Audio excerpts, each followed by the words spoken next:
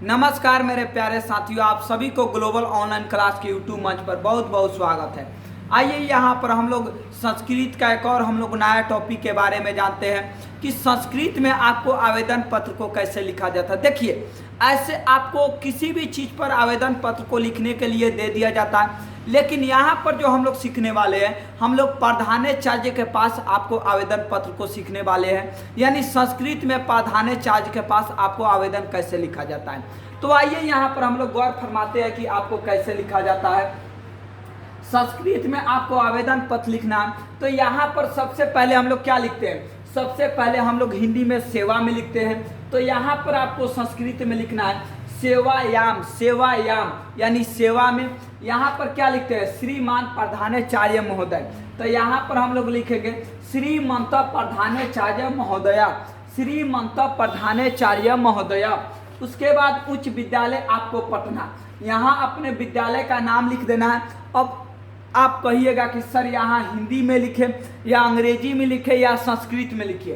देखिए मेरे भाई, यहाँ आप हिंदी में ही लिखिए, आपका 100% एकदम आपको सही होगा। तो हिंदी में लिखना है। और एक और बड़ा लड़का सबके कन्फ्यूजन क्या होता है कि वो जाता है जिस सेंटर पर एग्जाम देने, अब वो क्या करता है कि सेंटर के विद्यालय का नाम लिखता है। नहीं मेरे दोस्त, आपको सेंटर वाला विद्यालय का नाम नहीं लिखना है, आप जिस स्कूल में पढ़ते हैं उसी विद्यालय का नाम आपको लिखना है। तो यहाँ पर अपने विद्यालय का नाम लिख देना है जिसमें आप पढ़ाई करते थे, और आपको हिंदी में लिखना है। उसके बाद क्या है, तो विषय आता है। विषय में क्या है, तो अवकाशानार्थम प्रार्थना पत्रम, अवकाशानार्थम प्रार्थना पत्रम यानी अवकाश का मतलब छुट्टी, छुट्टी के लिए आप प्रार्थना पत्र क्या कर रहे हैं, लिख रहे हैं। उसके बाद आता है महोदया। तो महोदया के बाद यहाँ पर लिखना है सविनयम निवेदनम अस्ति। यहाँ पर हम लोग लिखते हैं ना हिंदी में, सविनय निवेदन यह है कि, तो सविनयम निवेदनम आपको अस्ति यत्। उसके बाद यहाँ से आता है, यहाँ से है आपको अहम अध सहस ज्वार पीड़ित अस्ति, अहम अध सहस ज्वार पीड़ित अस्ति। अहम का मतलब होता है मैं, अध का मतलब होता है आज, सहसा का मतलब आपको ज्यादा, ज्वार पीड़ित अस्ति यानी मैं आज बहुत ज्यादा बुखार से आपको पीड़ित हूँ, यानी बहुत ज्यादा आज हम पीड़ित हैं, यानी हमारी तबीयत खराब है। उसके बाद आता है अतः विद्यालयम आगंतु असमर्थम अस्ति, मैं विद्यालय आने में क्या हूँ, असमर्थ हूँ।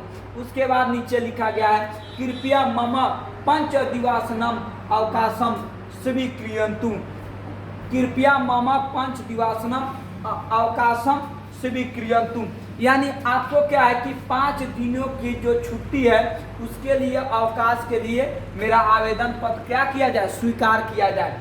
तो यहाँ पर 5 दिन के लिए बोले, 10 दिन के लिए बोले, 15 दिन के लिए बोले, जितना दिन के लिए बोलेगा यहाँ पर हम लोग उस दिन को केवल क्या करना है, आपको चेंज कर देना है।